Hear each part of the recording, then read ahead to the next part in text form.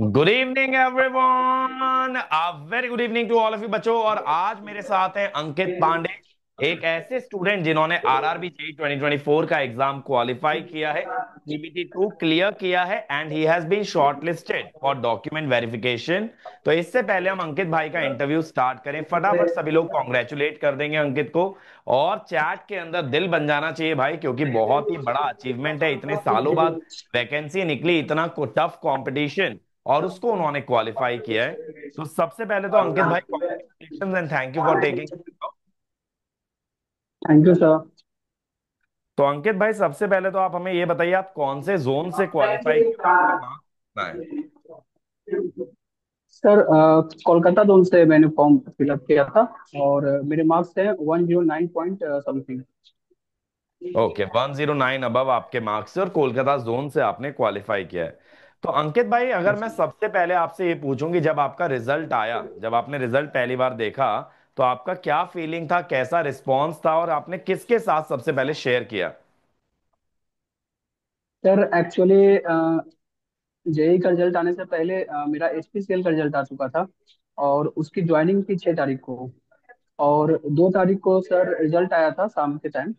और मुझे ज्वाइनिंग करने की जहाँ था एचपीसीएल में उसके पैकिंग को लेकर बात चल रही थी। तो सडनली रिजल्ट आया तो उसमें मुझे लगा कि शायद मेरा हो जाना चाहिए। और जब मैंने रिजल्ट चेक किया तो उसमें मेरा नेम था। तो सबसे पहले मैंने अपने पापा को बताया और बहुत ही अच्छा फील हो रहा था।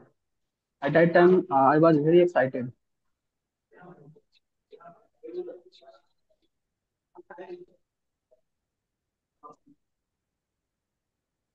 और सर फिर मेरे फैमिली मेम्बर को मैंने बताया तो वे सभी लोग बहुत ही खुश थे।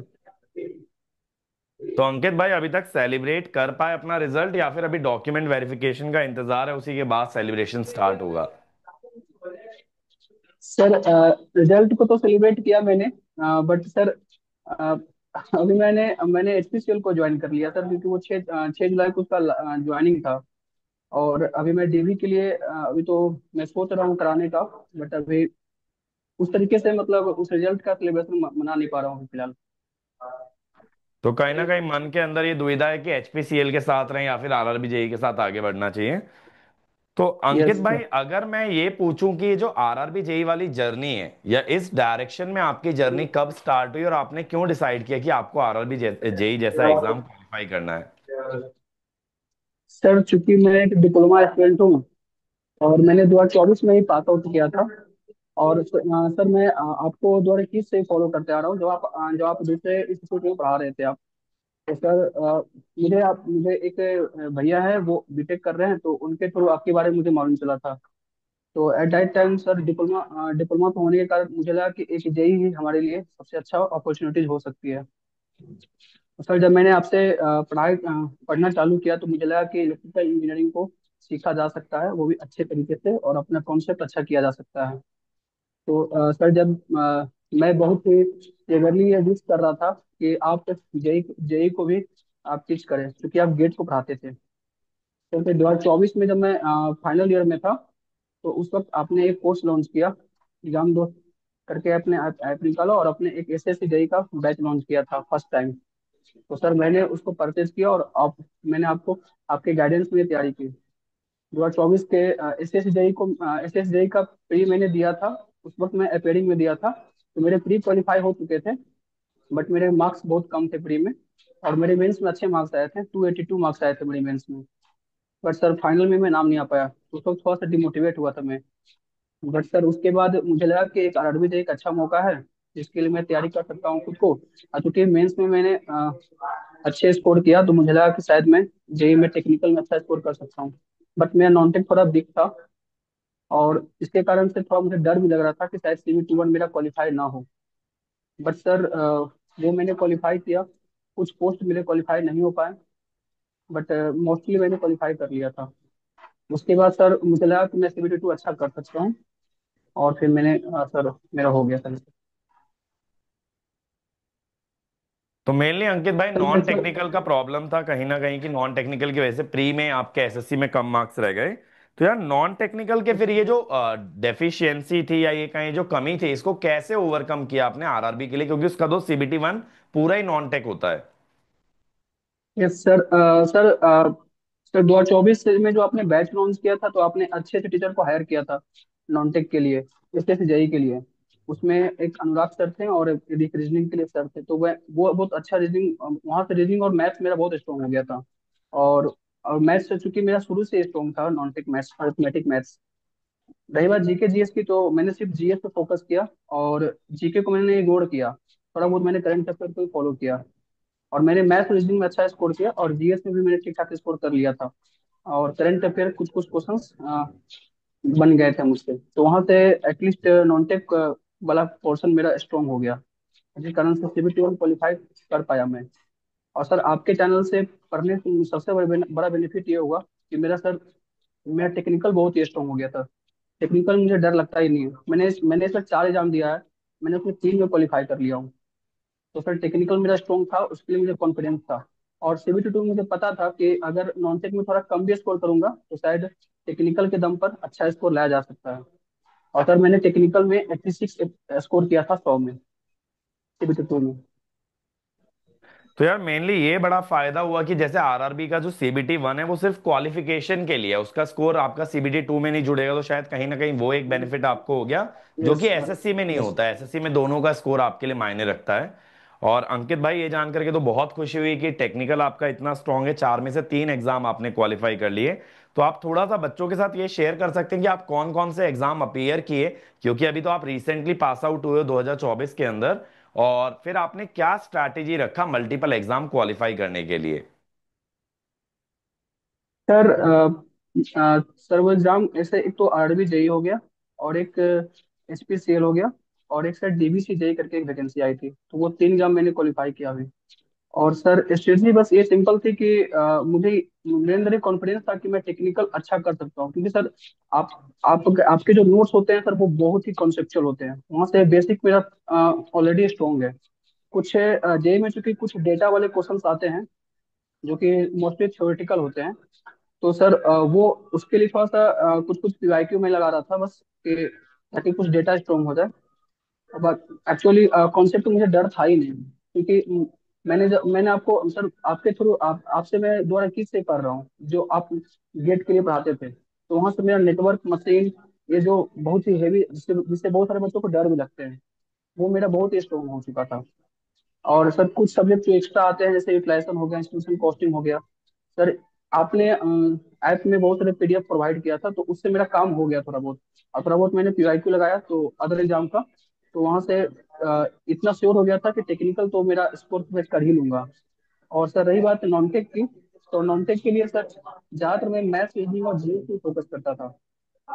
जीके में मुझे थोड़ा डर लगता था, और अभी भी थोड़ा डर लगता है। बट करंट अफेयर को मैं लेकर चलता था, क्योंकि वहां से मुझे मतलब ये श्योर था कि शायद 2-4 क्वेश्चन भी अगर बन गए 5-6 में, तो शायद एक अच्छा स्कोर किया जा सकता है। तो मेनली आपने जब एक बार टेक्निकल स्ट्रांग कर लिया, तो आपको मालूम था कि यार मल्टीपल टेक्निकल एग्जाम्स तो आप निकाल ही लोगे। तो टेक्निकल में बच्चों जो स्ट्रैटेजी अंकित भाई शेयर कर रहे हैं वो ये है कि आप चाहे यूट्यूब से पढ़ें चाहे पेड से पढ़ें, सब्जेक्ट एक बार सॉलिड कर लो, फिर अलग अलग एग्जाम जैसे जैसे आते रहे आप उनका पीवाईक्यू अलग अलग लगाते रहो, ताकि आपको आइडिया लग जाए कैसे क्वेश्चन आ रहे हैं, और खास करके डेटा बेस्ड क्वेश्चंस का आइडिया लग जाए कि क्या क्या डेटा आपको एग्जैक्टली याद रहना चाहिए, मेमोराइज करना पड़ेगा।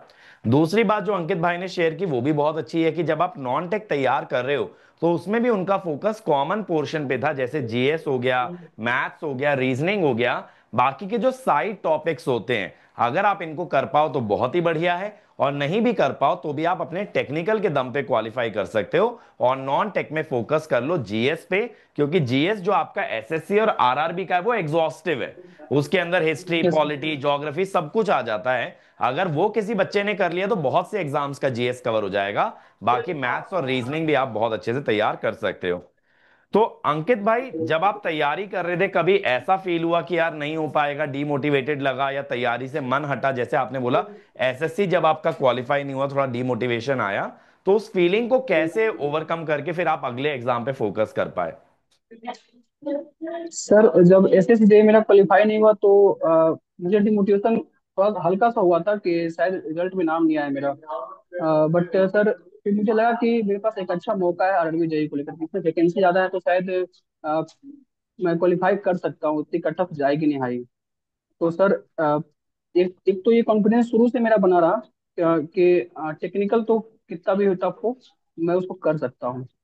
बट डर था मुझे CBT 1 को लेकर सिर्फ, कि अगर वो मैं कैसे भी करके क्वालिफाई अगर कर जाता हूँ तो शायद CBT 2 में कर सकता हूँ। तो सर डिमोटिवेशन को तो मैंने उसको ओवरकम करने के लिए बस मैं यही सोच रहा था कि अभी मैं सिर्फ प्रेशर हूँ और मेरे पास वही अपॉर्चुनिटीज बहुत सारे हैं।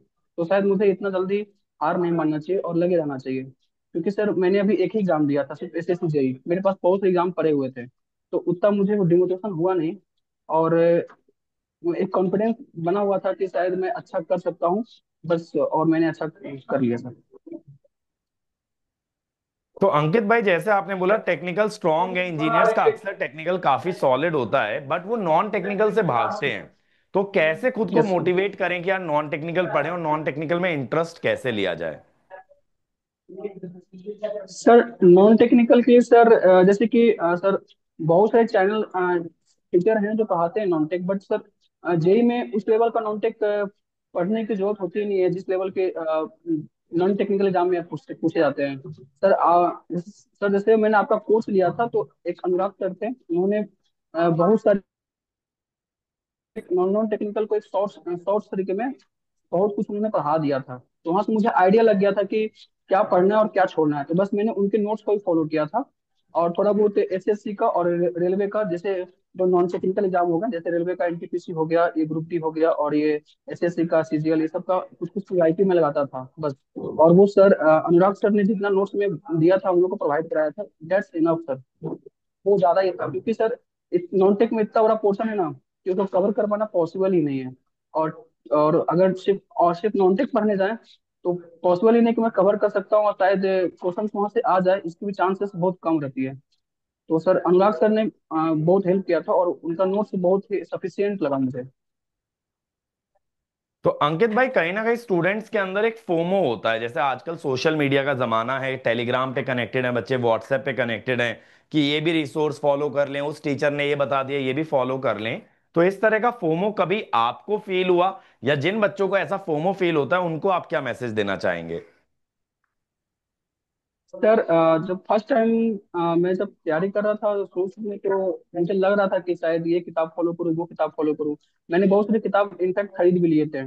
बट सर मैं भटक रहा था। कुछ समय तक मैं अनुराग सर के जो दिए हुए नोट्स थे मैं उनको मैं पढ़ नहीं रहा था, मुझे लग रहा था कि शायद इतने में काम नहीं होगा। बट सर एक समय बाद मुझे रियलाइज हुआ कि अगर मैं सिर्फ नॉन टेक ही पढ़ता रहूंगा ना तो शायद एग्जाम क्वालिफाई हो ही नहीं सकते हैं। तो सर फिर मैंने अनुराग सर की बातों को सिर्फ सीरियसली नहीं लिया। उन्होंने वो बारह बोला करते थे कि जितना मैं पढ़ा रहा हूँ बस उतना ही पढ़ो, ज्यादा रिसोर्सेज के पीछे भागने की जरूरत नहीं है, बस मल्टीपल रिवीजन करो। तो सर मैंने उनके बातों को एक बार फॉलो करने की कोशिश किया, तो फिर मुझे लगा कि मैं नोटेक में स्कोर कर सकता हूँ, और एक कॉन्फिडेंस जगा थोड़ा सा। तो सर मैं सिंपल यही कहना चाहूंगा, जो आने वाले हमारे साथी हैं लोग हैं, मैं उनको ये कहूंगा कि सर रिसोर्सेज के पीछे नहीं भागना चाहिए। बशर्ते आपके पास जो नोट्स है और जो आपको लगता है कि मतलब एक सफिशियंट नोट्स आपके पास होना चाहिए, तो उसी को बार बार रिविजन करना चाहिए। और सर मैं भी ये कहना चाहूंगा कि सर टेक्निकल आपसे ही पढ़ना चाहिए जहाँ तक मुझे लगता है, क्योंकि सर जेई में सर आप टेक्निकल जितना अच्छा कर दोगे, शायद शायद मेरी नजर में भी ऐसा कोई टीचर मुझे दिखे नहीं अभी तक फिलहाल सर। अंकित भाई, एक आखिरी क्वेश्चन मैं ये पूछना चाहूंगा आपको, आपकी जर्नी में ऐसा कौन सा पॉइंट लगता है जो कि जिससे कि बाकी बच्चे बहुत कुछ सीख सकते हैं, या आपकी ऐसी कोई लर्निंग आपके डिप्लोमा के बाद जो कि आपने इन सभी एग्जाम से ली, जो कि बाकी बच्चों को बहुत काम आ सकती है?